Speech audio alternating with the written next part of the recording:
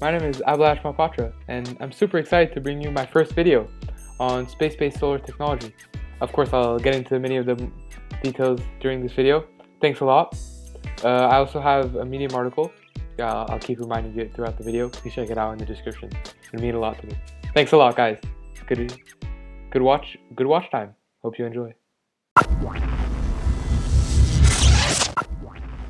I'm going to discuss about my experiment on them, about how I did a viability check based on real data and numbers, to then check how viable a solution space-based technology is. So first, what is space-based solar technology, or solar panels? Space-based solar panels are essentially as if you took a solar farm here on Earth, you just, boom, moved it up into space in orbit. So how do you do that? Of course, using probably conventional rockets, and you would have to put it on a payload, send it to orbit, a particular orbit called the geostationary orbit, that has many advantages that we'll go into later during when I present my viability cost. And then you would have your solar panel and that huge array of how many kilos, how many meters squared that you can then decide. And then you would have a small, not a small transmitter, but a transmitter that would either transmit the solar energy that is collected from the sun while you're in orbit back to Earth through either a laser or a radio wave. If you want more in-depth analysis on how a solar panel works in general, or how this transmission system would work, a lot more technical details along with professional certification details are available on my article in Medium, link in description. Let's get into our actual values. So this is a viability check that I have made and for which I have calculated all the values using, of course, real-world data. So let's dig right into it. The cost of setting up a solar panel on Earth is a kilogram of a solar panel on Earth is about $100. But to send 1 kilogram of anything into space, into the orbit that we want, the geostationary orbit, it's about $30,000. That's astronomical cost, but you're sending it to the stars. Get it? Anyways, back to our physics and the solar panels. Our factor of improvement over a terrestrial-based solar panel is 3.9, just based off of physics, not even talking about different types of solar panels that we're sending. Why? Well, because we can, in space, we can collect light, like solar light, before the atmosphere filters it out, which the ones on Earth obviously can't do. Plus, due to our particular orbit, our solar panel will be orbiting the atmosphere 99% of the time. When I say our, I mean the space-based solar panel.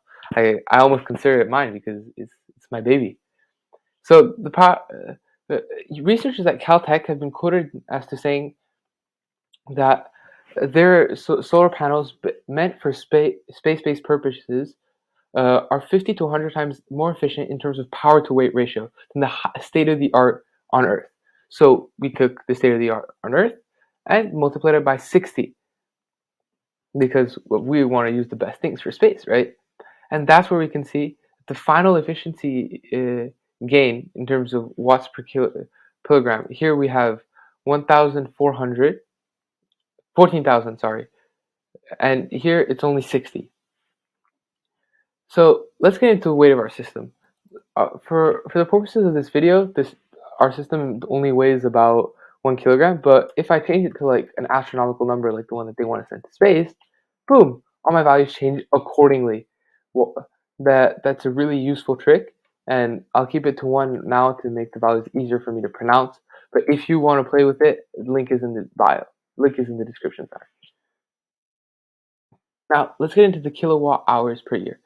Our solar panel would produce about 124,000 kilowatt hours, whereas the terrestrials is a fraction of that, at 525.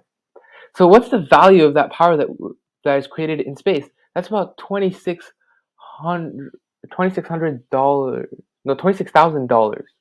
Whereas on Earth, the value of energy that we're creating is only $113.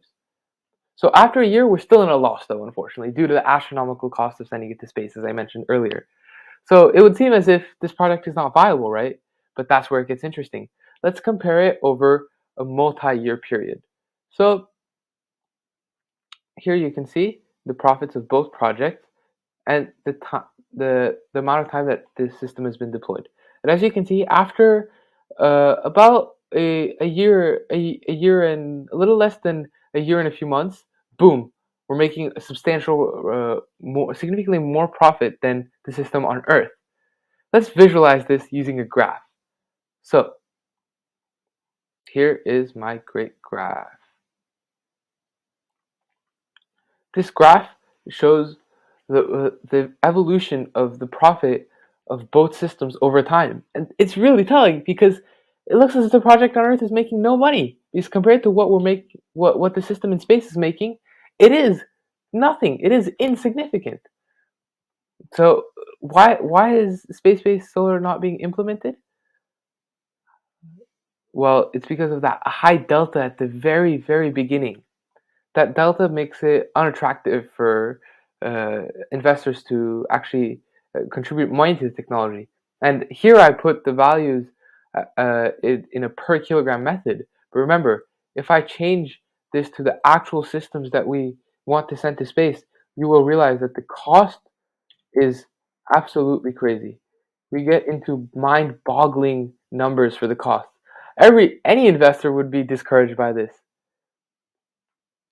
But the fact still remains, our system will make more money over time. It is a great investment for the long term. Think about this as a vision of the future. In the future, we could potentially have a world where all energy provided is clean and provided from Earth, so the impact on the ground is little, like there's little space to use on the ground, and thus you're maximizing solar efficiency.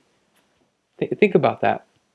To me, that sounds like an incredible future. Clean energy, energy for everyone. These are always slogans that we're going to hear, but that is truly achievable thanks to the radical growth potential that space-based solar panels provide. So now that I've shown you the great advantages of sending a system to space, what do you guys think?